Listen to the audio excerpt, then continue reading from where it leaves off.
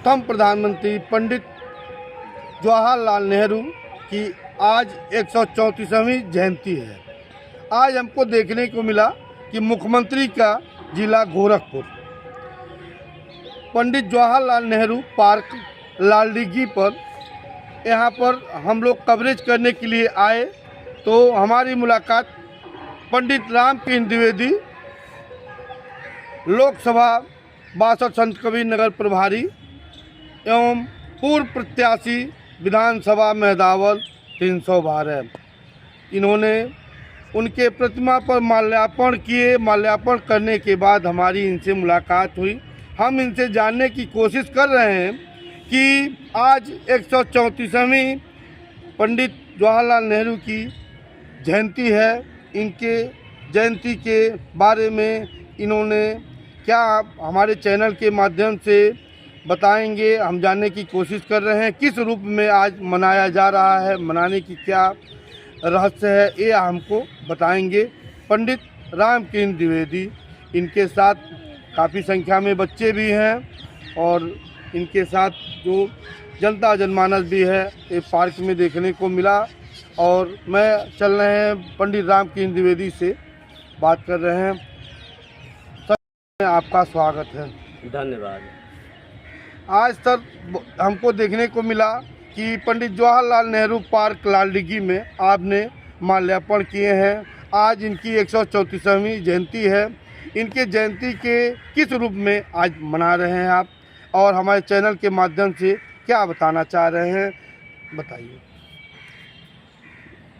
भारतीय राजनीति के महानायक, भारतीय जनमानस के महानायक पंडित जवाहरलाल नेहरू का आज जन्मदिन है। संयुक्त प्रांत अविभाजित भारत के इलाहाबाद में 14 नवंबर 1889 को आज ही के दिन हमारे भारत के प्रथम प्रधानमंत्री का जन्म हुआ था।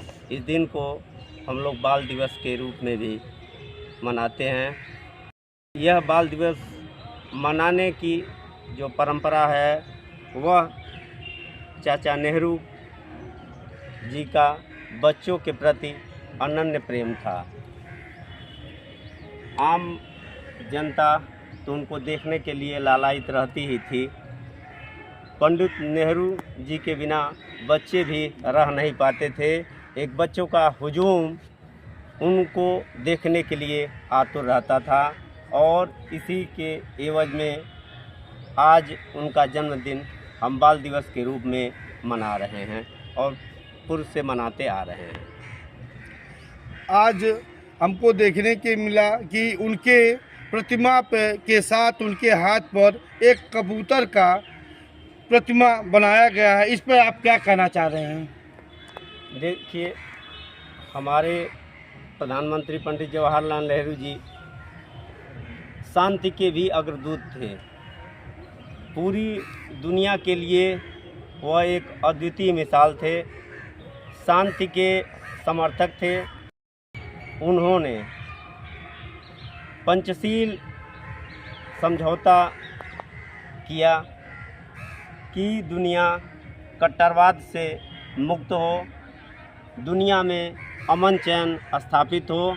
अमन चैन स्थापित होने के बाद ही हम शांति और सुकून का जीवन जी सकेंगे और विश्व को एक अलग रास्ते पर ले जाएंगे जिसमें विकास, शिक्षा, समाज सभी की ओर हम विकसित होकर उन्मुख होंगे और एक शांतिपूर्ण विश्व का निर्माण करेंगे। भारत के वो प्रथम प्रधानमंत्री बने और उनका कार्यकाल विगत काफ़ी लंबा था, 16 साल 9 महीना कुछ दिन था। उनके कार्यकाल के बारे में आप कुछ कहेंगे?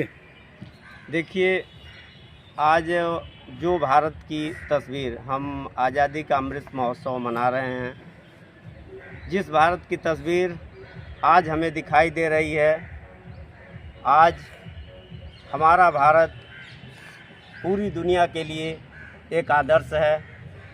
हमने पूरी दुनिया को शांति का संदेश दिया है और पूरी दुनिया के लिए शांति स्थापना के लिए जो कुछ भी पूर्व में रहा है और आज के समय में भी जो हम देख रहे हैं उसमें हमारे शुरुआत पंडित जवाहरलाल नेहरू जी के द्वारा जो रास्ता बनाया गया था उस रास्ते पर आज हमारे माननीय प्रधानमंत्री जी नरेंद्र दामोदर दास मोदी जी भी चल रहे हैं। उस विदेश नीति में हम कई अहम पड़ाव देखे हैं, लेकिन मूलभूत उद्देश्यों की ओर हम अग्रसर रहे हैं और पंडित जवाहरलाल नेहरू जी भारतीय राजनीति तो रहे ही हैं, विदेश नीति के पिता कहे जाते हैं। इसमें उनके शिक्षा दीक्षा के बारे में आप क्या कहना चाह रहे हैं? शिक्षा पंडित जी की अंग्रेज टीचर के द्वारा घर पर ही हुई। उसके बाद इंग्लैंड में हैरो स्कूल से, फिर बाद में कानून की पढ़ाई करके कैम्ब्रिज विश्वविद्यालय से भारत आए, लेकिन भारतीय माहौल में रचे बसे। भारतीयों को एक अलग रूप में उन्हें देखने का अवसर मिला। उनकी अशिक्षा, गरीबी और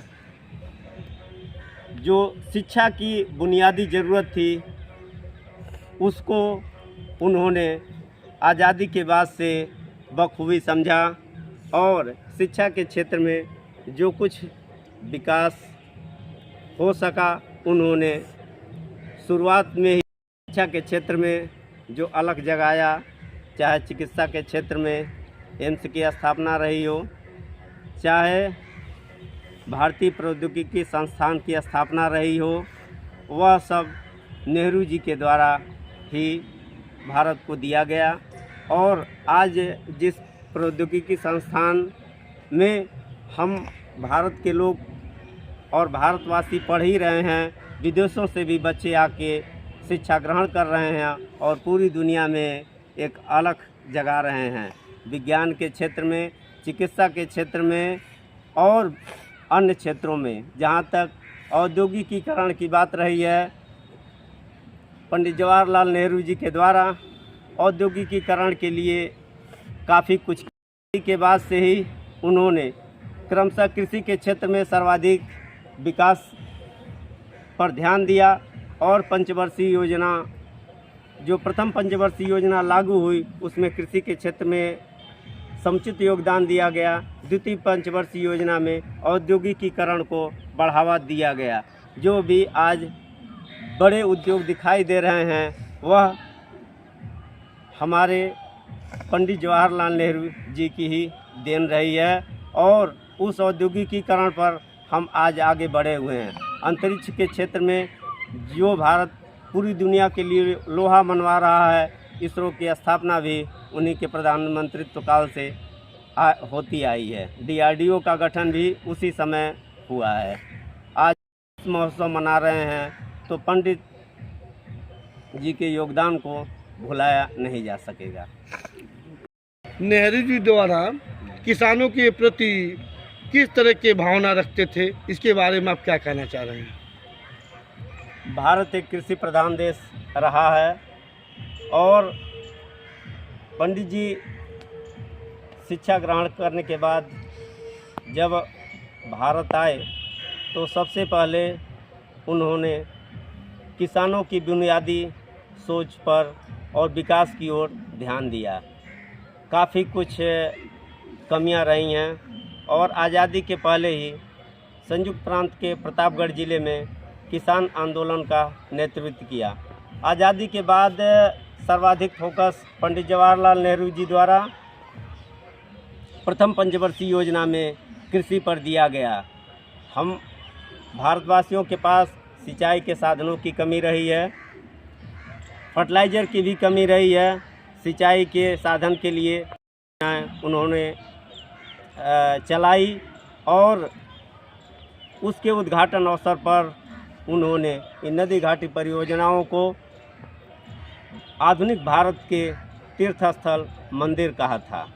और आज हम देख रहे हैं उन नदी घाटी परियोजनाओं से हम सिंचाई के साधन से लेकर बिजली तक उत्पादन कर रहे हैं, जिससे किसानों की हालत, माली हालत तो सुधरी ही है। हम सभी भारतवासियों और सभी जनमानस के जीवन में व्यापक बदलाव आ रहा है। आज जिस हम अमृत महोत्सव की खुशियां मना रहे हैं, उसमें सर्वाधिक योगदान उनके शुरुआती विकास की ओर जो उन्होंने दिशा तय की थी, वह दिशा आज हमें दिखाई दे रही है। आज बाल दिवस के रूप में उनकी जयंती मनाई जा रही है और बच्चे उनको चाचा नेहरू के नाम से नवाजा करते थे। इस पर आप क्या कहना चाह रहे हैं? सर्वाधिक प्रभावित रहते थे और जनता का हुजूम तो उनको देखने के लिए आतुर रहता ही था। बच्चे भी उनके लिए लालायित रहते थे और चाचा नेहरू करके पुकारते थे। चलिए, बहुत बहुत धन्यवाद।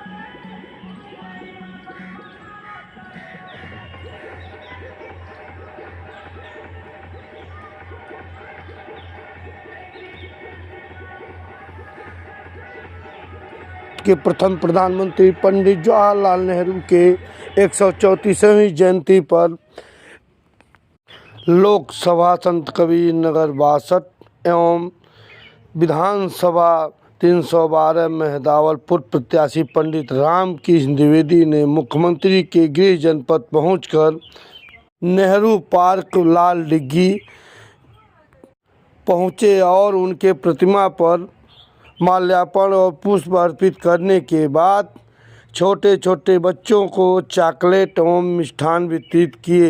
ABPS खबर से जिला संवाददाता नन्हे लाल यादव, गोरखपुर।